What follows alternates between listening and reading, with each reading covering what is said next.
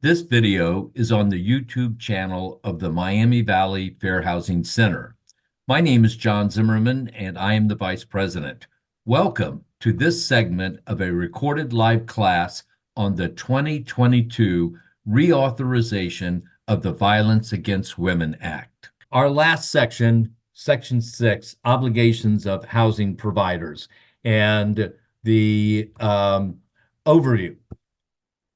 Housing providers must not discriminate against survivors or affiliated individuals, must provide notice of rights and certification form, must adopt an emergency transfer plan, must comply with court orders, and that is one place where we might be giving information that we wouldn't give anybody else. Keep information on those requesting VIOA protections confidential. So those are the musts. They may authorize a lease bifurcation, and I'll talk about that. They may determine whether to evict or terminate assistance, and they may request documentation of abuse. So there's some must and some mays. And so we have gone over the notice of occupancy rights. If you have not done this in the past, you must issue this to your current residents covered under VIOA. This is your green light, okay, and stuff. And one of the things I didn't mention was that after HUD was given the charge of having to treat this just like fair housing cases, they opened up an office that does nothing except accept complaints against housing providers who are not compliant with VIOA. And in the first year of being open, they had over 500 cases filed. I don't know how many hundreds it is now. So, but they have been really busy and overwhelmed, and we have actually filed cases with them. So PHAs, landlords, and owners, can't deny an applicant housing on the basis of or as a result of the fact that the applicant is or has been a victim of domestic violence. Prohibited evictions, assault by a family member, assault by a significant other not living in the household, damage to the unit during a domestic violence incident, noise that occurs during a domestic violent incident. So we evict people for other reasons. So the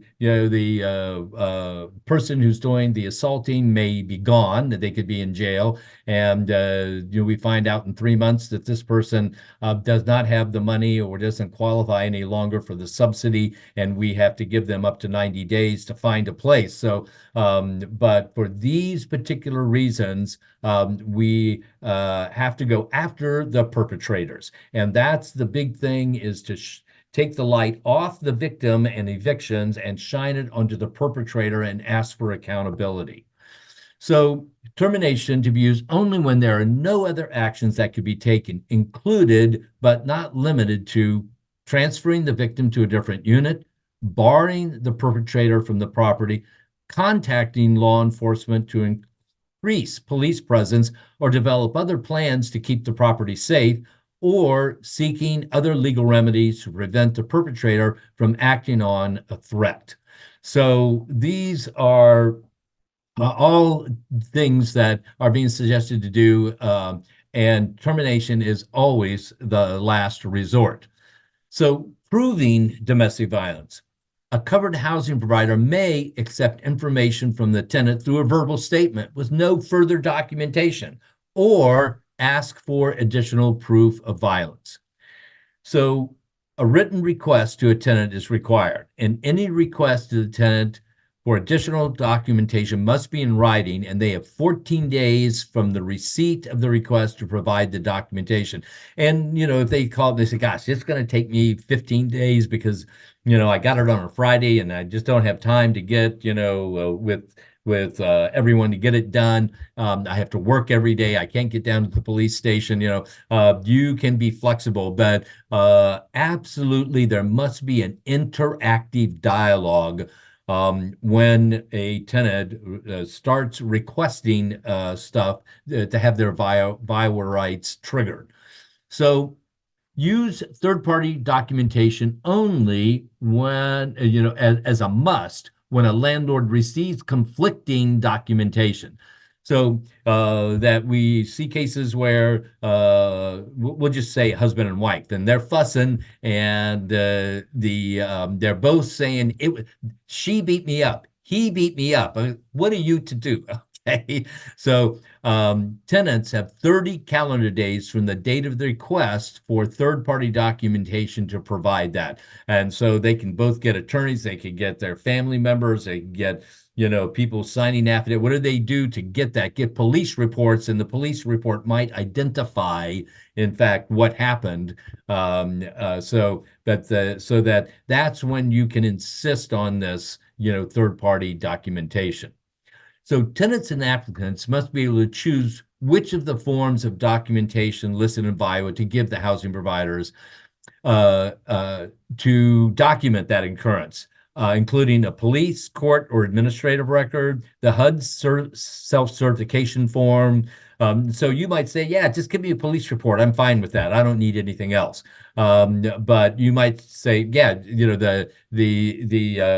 the 5382, they asked for it, and that's it.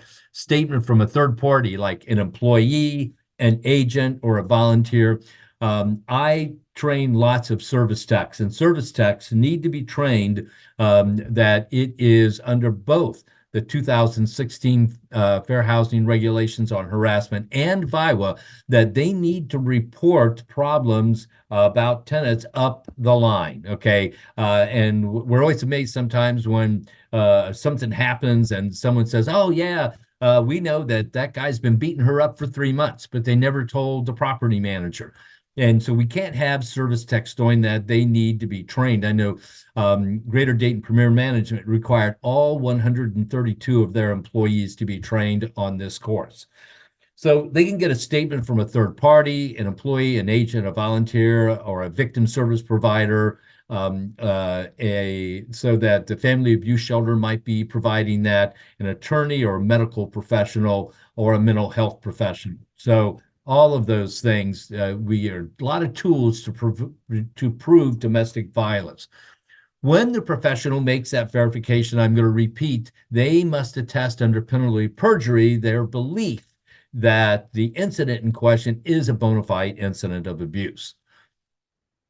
So if the tenant decides to use the self-certification form, housing providers must provide HUD self-certification form or provide their own form, which may be approved by HUD. Well, I can't imagine these Section 8 landlords saying, who do I write to at HUD to do that? I think around here, we're going to use the HUD self-certification form.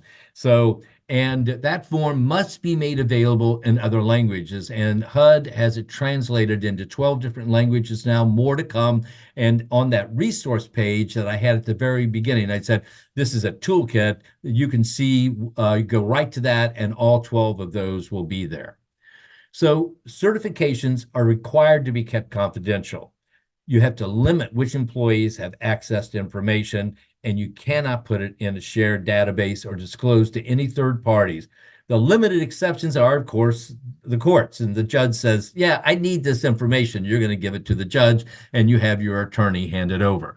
So housing providers may disclose information that is requested or consented to by the tenant, required in an eviction proceeding or a hearing regarding termination of assistance, or otherwise, required by applicable law.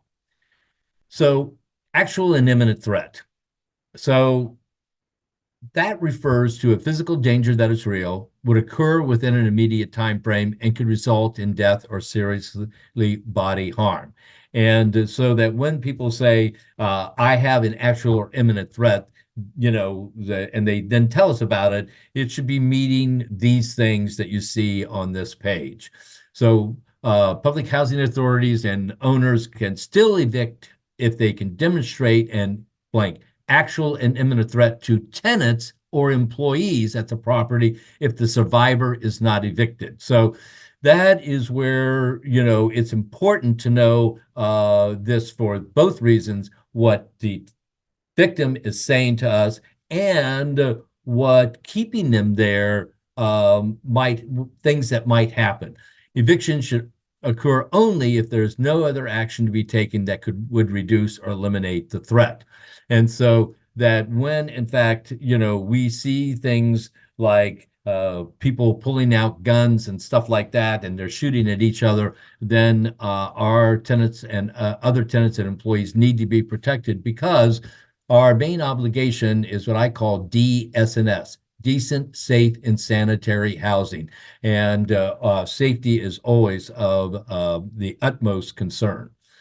In determining whether an individual would pose an actual or imminent threat, factors to be considered include the duration of the risks, the severity, the likelihood that potential harm will occur, and the length of time before the potential harm would occur. And you can bring your attorney in and talk about these things when you're saying, gosh, we think that we really do need to evict this person, or this person is telling us and we need to, that this guy is beating him up and we need to trespass them off or bifurcate their lease or something like that. So you use this for several purposes.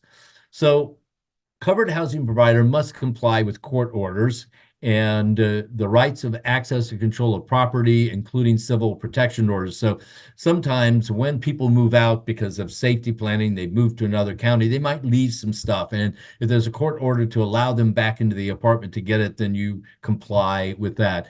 And then any distribution or possession of property among members of a household, when you get a court order, just comply with it.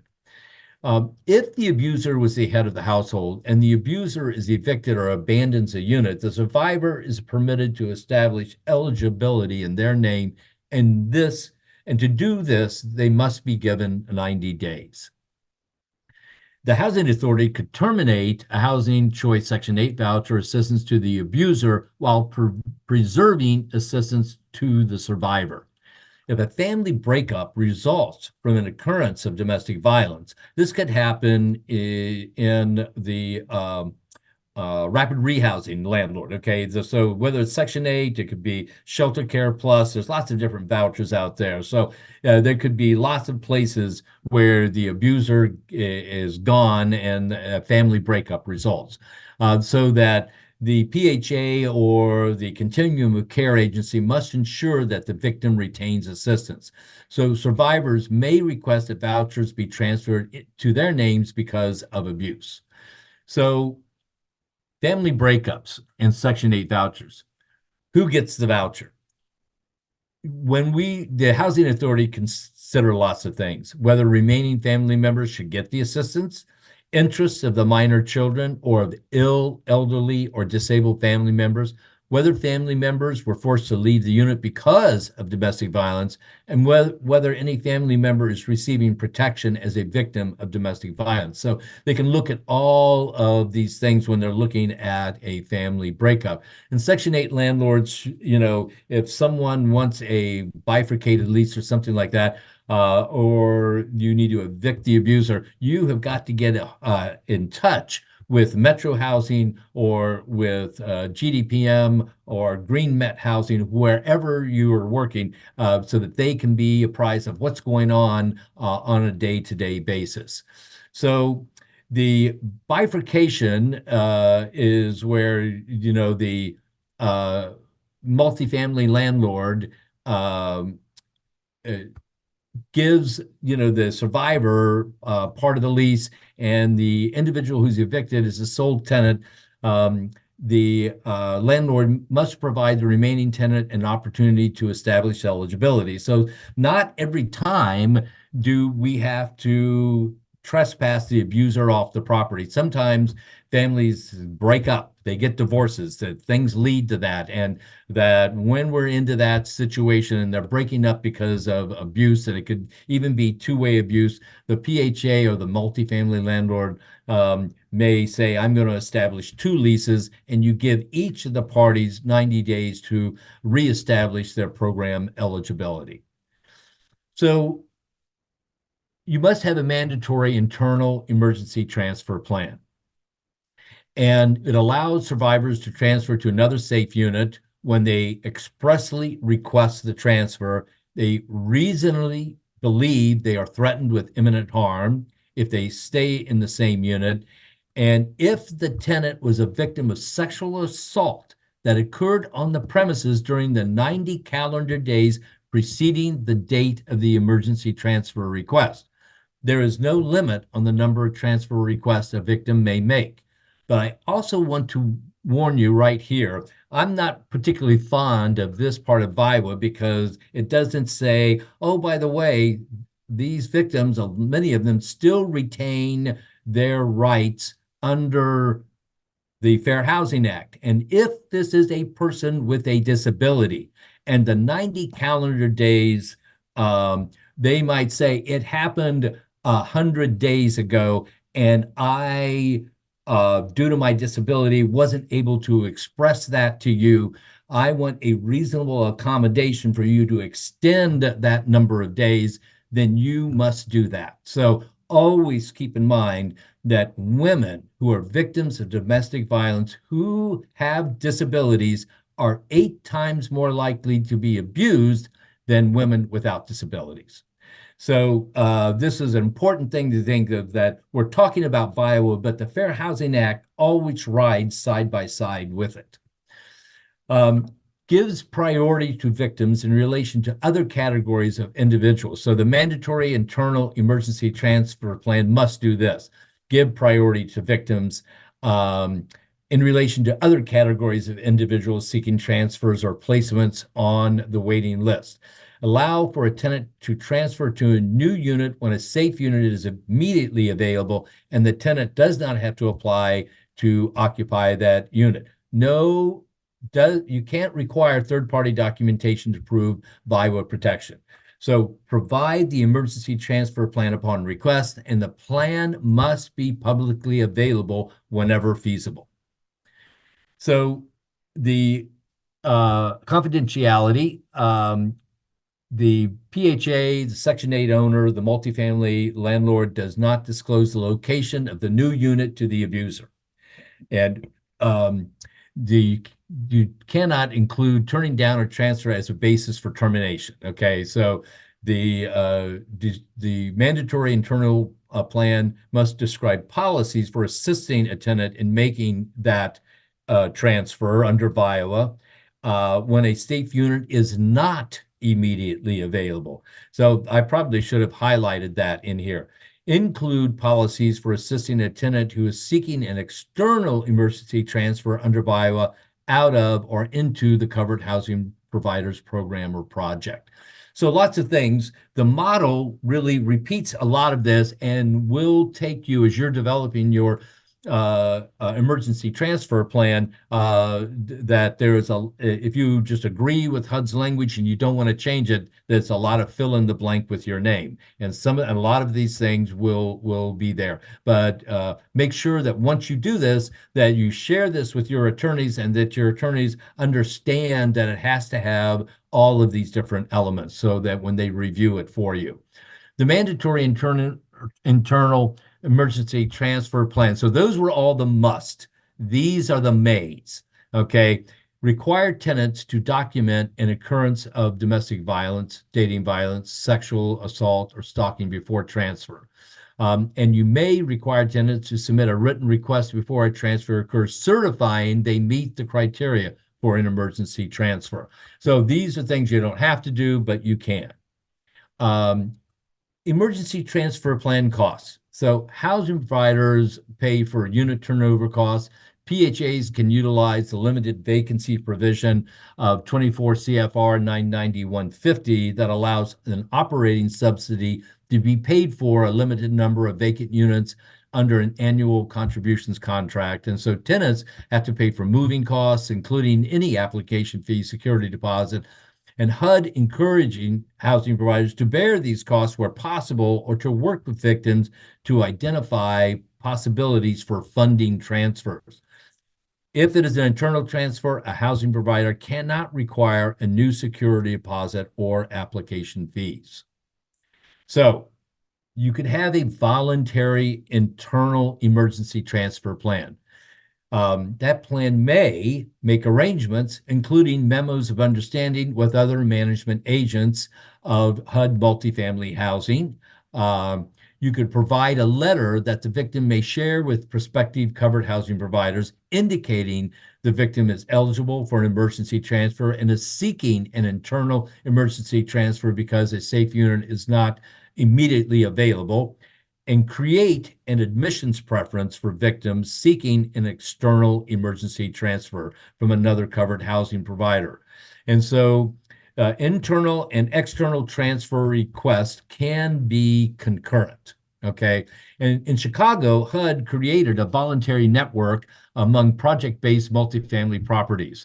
And a tenant can apply directly to HUD for the transfer, and then HUD goes out and talks to the other multifamily person and makes these arrangements.